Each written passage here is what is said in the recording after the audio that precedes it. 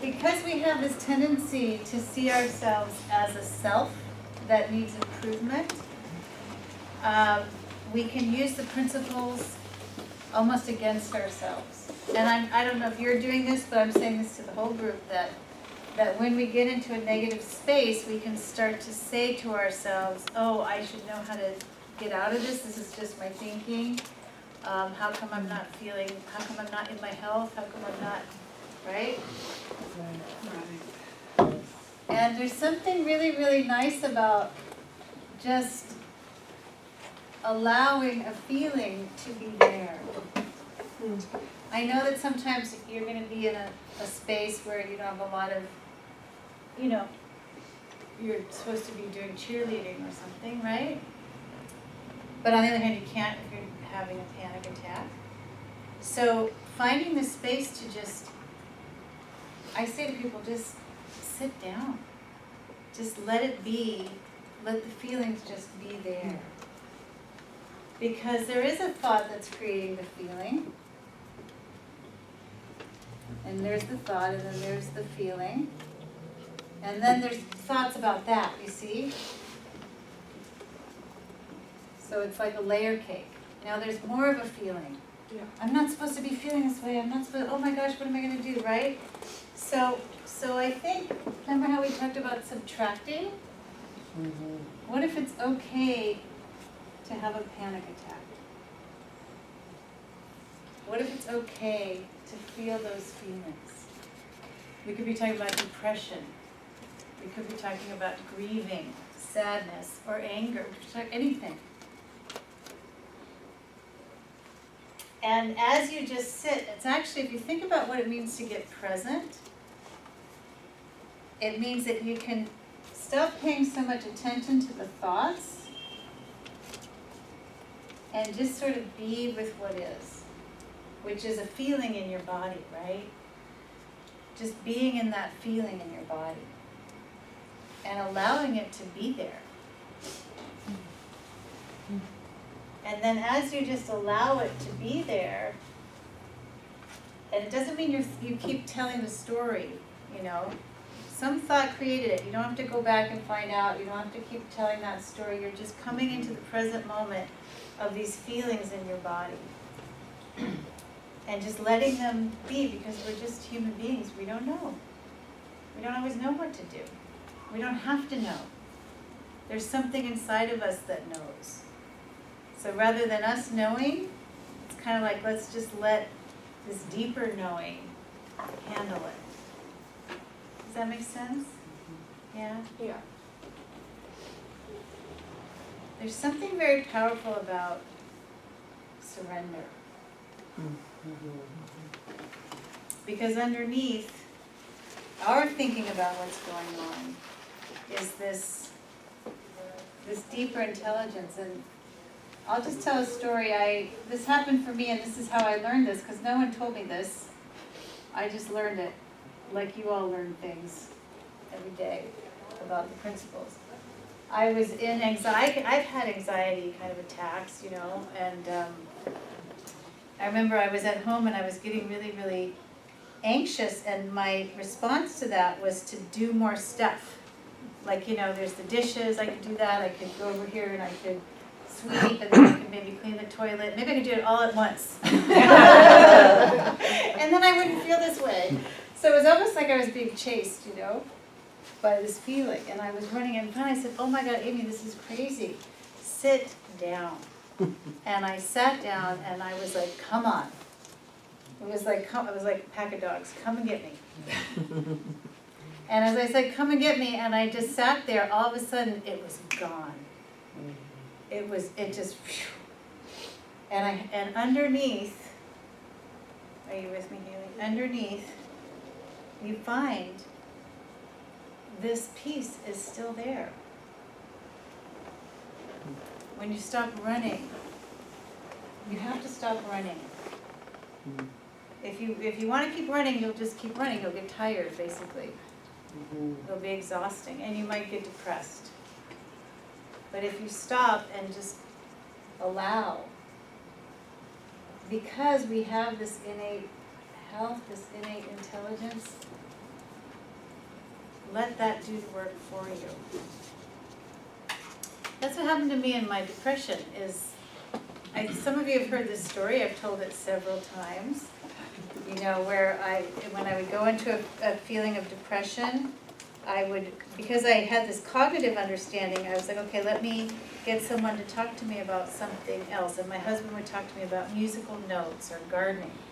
And so I became codependent on my husband talking to me about musical notes and gardening, because I'd start to freak out and I'd say, honey, come and talk to me. And he'd talk to me and that would calm my thinking down.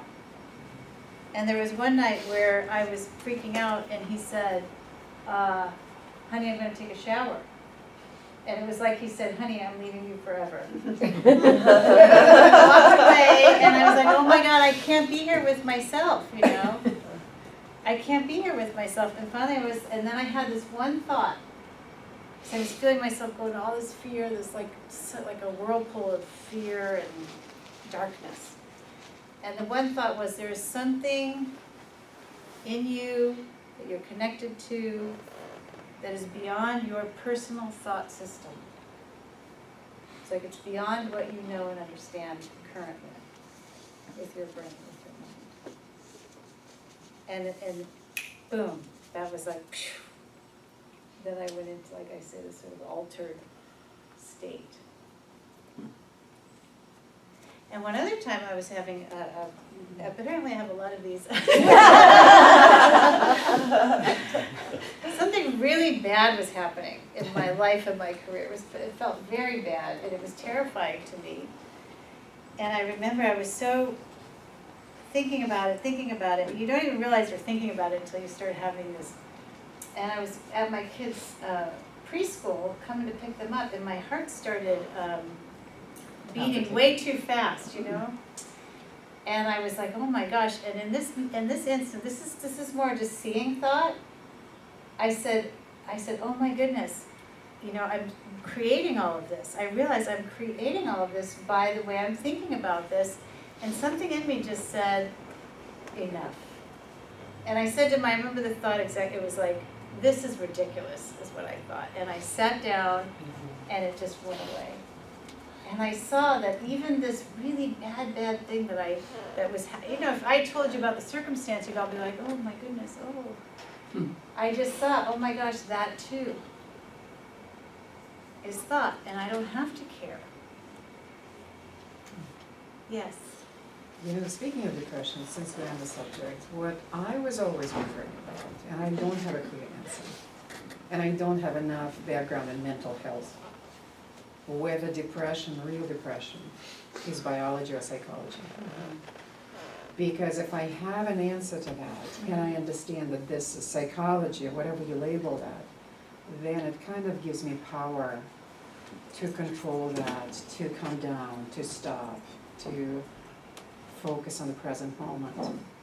But what I often hear, that you need help, and it's, you know, a medical issue, and it's biology, then you're kind of fighting a losing battle. Right. And you're trying, and you're stopping, and you are doing the best that you can, because when I'm talking to kids, I think they're trying to use whatever tools. They don't want to be depressed. They don't want to be upset. They don't want to be in this suicidal thoughts. Right. But it's almost like this is not helping anymore. We need to do something.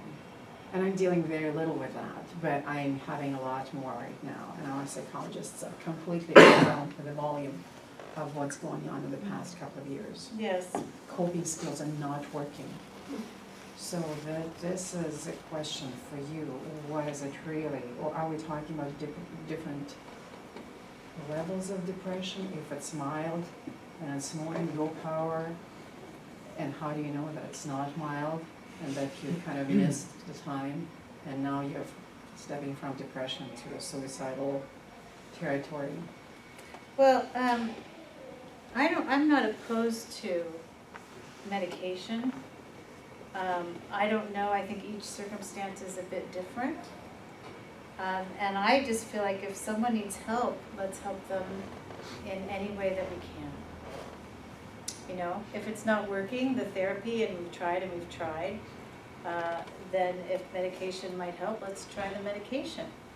However, I would never close the door to what they could learn about their own thinking.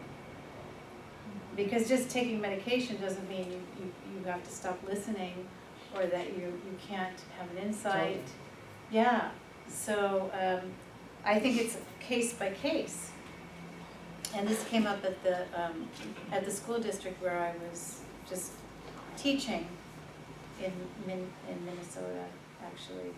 Their big concern was, well, we have a lot of depression, what if it's biochemical, and what about that? And I said, well, it's fine, but I mean, what is our goal here?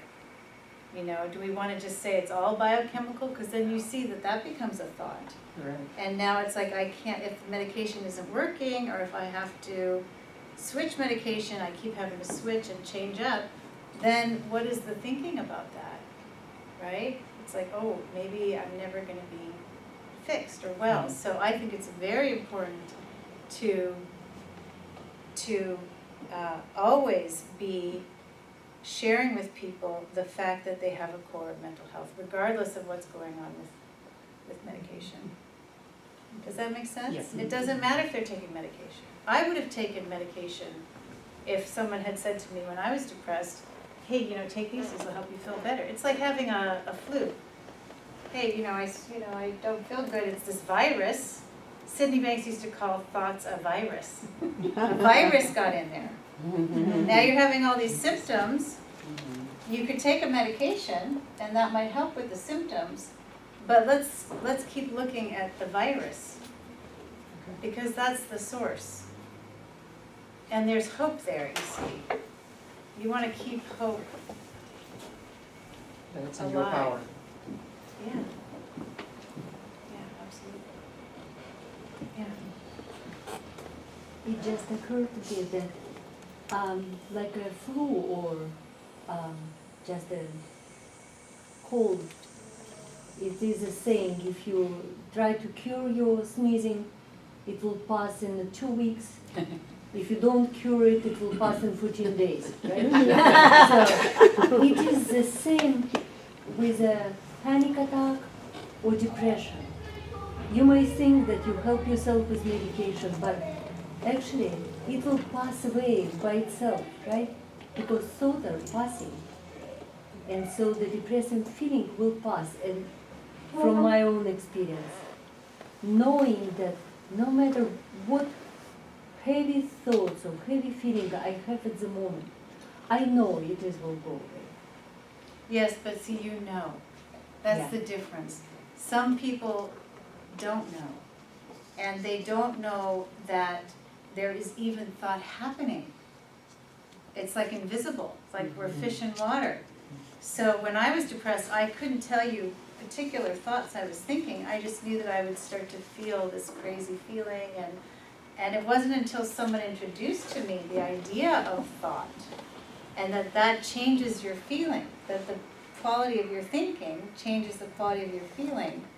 Then like I say, there was an opening there, right? But I do think that some people go through life in heavy states of mind because they don't, as of yet in their journey, it hasn't happened that they've heard that information. So they can actually be kind of pretty depressed most of their lives. They may have moments of coming out of it, but see, you know, and that's the difference, and that's why we're here. Yeah, I think. and I'm so sorry that Haley is not here right now, but she already knows that these panic attacks, they would come, but they would go. It's apparently, she understands that they would go because right now she's okay, and yesterday she might be okay. So she already knows that they would pass, knowing that you just have to sit down and wait it off. That is a great hope, Yes, relief. yes. And I like what you said about surrendering. Yeah, just surrender to it. Just wait. Do nothing. You know, there's that book from England that someone wrote, Do Nothing. Yes. It's Rob recommended to me. So, Roger, not Robert or Peter, but Roger, Roger Mills, and you had the great fortune of meeting him, right? And for those of us that worked with him, one of the things that he was just gifted at was knowing that there was nothing wrong with the people that he was with. I mean, he just knew this, like, I know I'm here. And in my training with him, there were several times that I just did a horrible job presenting. More than horrible. And I could tell how horrible I had done by his laughter, because he would go like, oh no, you know. So I knew it was horrible. It was obvious that it was horrible, right? Roger knew it was horrible. But one of the great things that I experienced with him after I was done is him coming at me as if I had done a great job and corrected me, right? There was never doubt in him that I was well. And that was extremely stabilizing for me. So the question, or I guess I just would love, Amy, for you to talk a little bit more as a parent, as a sister, as a wife, as a teacher, as a counselor.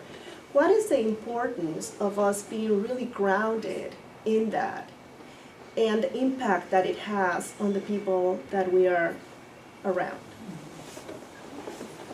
Well, someone else said it, I don't remember who said it. I can't remember who said it, but they said you can only share what you yourself have discovered authentically. So in my mind now, becoming a practitioner or teaching the principles, it doesn't have a standard trajectory as far as I'm concerned. It's not about you go through this training program and that training program and then you get your certification or your completion and then you go teach. It's about something deeper. It's your own individual journey of discovery of your own mental health and your own wisdom. And you already know that it's there because probably everyone in this room has had a moment of clarity and insight and a deep feeling of connection to life. And so that's it. That's your evidence. And now you're just discovering that more and more. And the more you discover it, the more you just naturally share it. Because the more you discover it deeply for yourself, the more you understand that that's what's in everyone. Because it's not personal. It's not generated from our personal thought system. It's actually what happens when we surrender. It's actually what we experience, to put it, I think, more accurately, when we surrender. So it's back to this mind. So I don't know, that was another big piece for me. After my father died, after Sydney Banks died, I saw that it didn't need to be important for me to continue to be a teacher necessarily, that my life could be anything. Maybe I would go, just hang out with my family for a year. Maybe if that's what wisdom is speaking to, then that's where you go. I think we get a lot of ideas about what things are supposed to look like as we evolve, or that we'll become teachers, or things will be like this, or things will be... And again, we're just putting conditions on our well-being now. Because our well-being it's already here before anything has happened. And that's what I call the vertical discovery.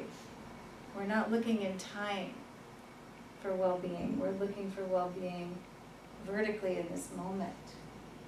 Whatever's happening, or not happening, that we thought would happen. Sid said once, it's about not caring. And I knew when he said it, some people take issue with those words because they like the idea of caring. But what he meant was, it's about not personally caring in the sense of how does this affect me and how does this reflect on me and how, do you see what I'm saying?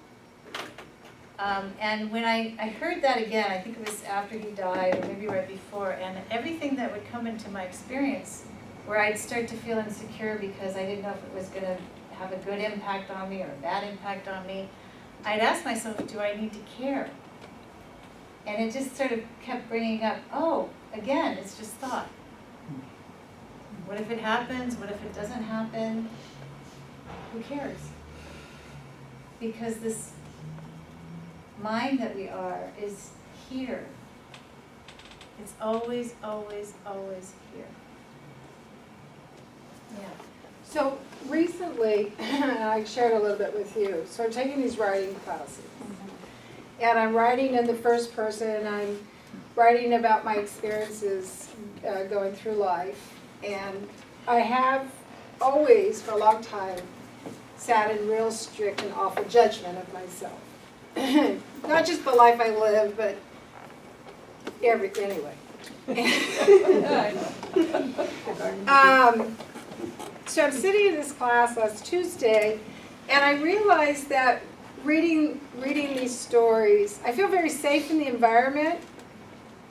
So I'm reading these stories, and I had this terrific heart palpitation thing went off the charts. And there's about 4 pages I'm reading. And I kept going. And, choking, and I honestly had a thought, I could have a heart attack right now and they'd have to call 911 while I'm reading this story. What I don't do now, so I still have this 4 days ago, whatever, I still experience this. What I don't do is I don't correct it, I don't run from it, I don't say, screw it, I'm out of here, this is too freaking hard, which would have been what I did in the past. I just keep walking through this experience.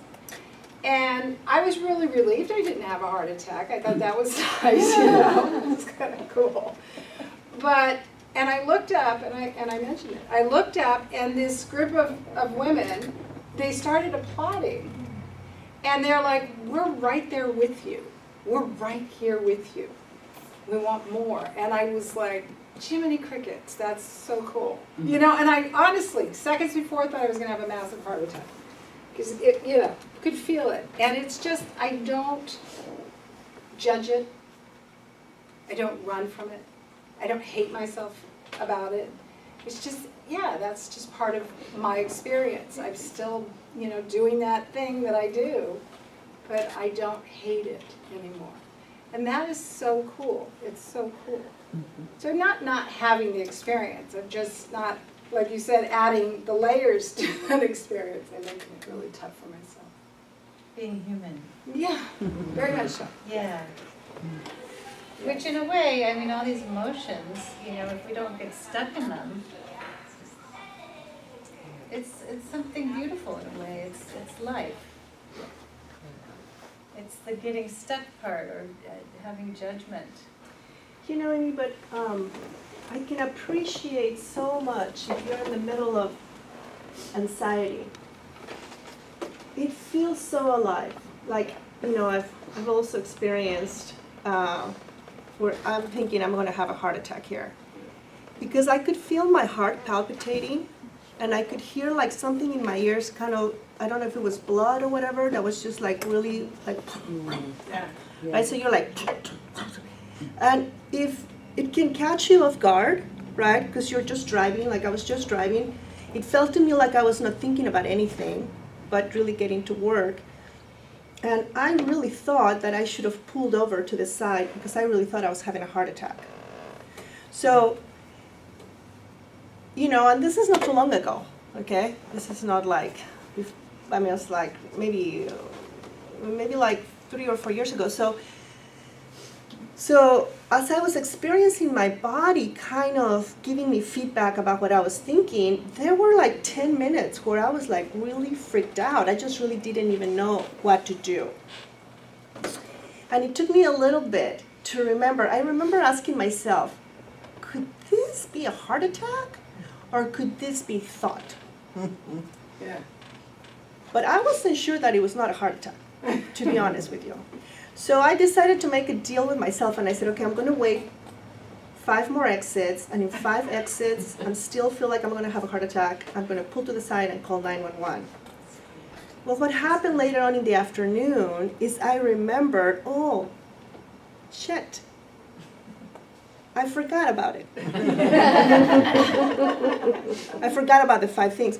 But I think my point is that if you don't understand that feelings are an illusion and they can't hurt you, even though they can feel extremely uncomfortable and worrisome, even with all the understanding that I have, and even with all the teaching that I do and all the reading that I do and all this stuff, it surprised me how at first, for like the first, I don't know, minutes, it frightened me because I'm all like, what's going on here? So I just want to, again, chime into the fact that we are humans, we will continue to be humans, right? And as I see that a thought cannot hurt me because it's an illusion in the moment. But the feeling can't hurt me either, because the wisdom that you're talking about is the fabric of our spirit. And then this other thing that we're experiencing, even physically, cannot hurt the fabric of our spirit, which is what we're calling mind. I think that was very, very helpful, but I just wanted to say that because I remember really the first few minutes, kind of like what you were saying, when your husband kind of goes to the bathroom and you're like, I'm gonna die here, and it feels very real It does. in that moment. And you may be having a heart attack. And I may be having a heart attack. I mean, I think, Marion's wisdom in that moment was to keep going, because she'd experienced this kind of anxiety before, and it just felt like, let's just keep going. And wisdom is a moving target. It doesn't mean that what Marion did is what anyone else should do. It might be, I've had situations where it's like, what, I am not doing well with my thinking here, and I need to remove myself and not push through. I need to get away from here and calm down. So listening to yourself deeply, I think, because that's what we're saying, isn't it? You know. Deep inside you have wisdom, you have a capacity for insight, you have this spiritual guidance system. And it may be something totally unexpected. It may not even be according to what you think the 3 principles philosophy is. That was another thing that I saw a few years ago is, the whole movement of the 3 principles is a thought creation. Everything that we say, every phrase, being in your health or not in your health, it's all creation in the world of form, and therefore, it is not the truth. The truth is something that arises in each moment. It's new, it's something new. Now this is helping us get pointed towards that. That's what's so profound and important to me about it. How effective it is that way.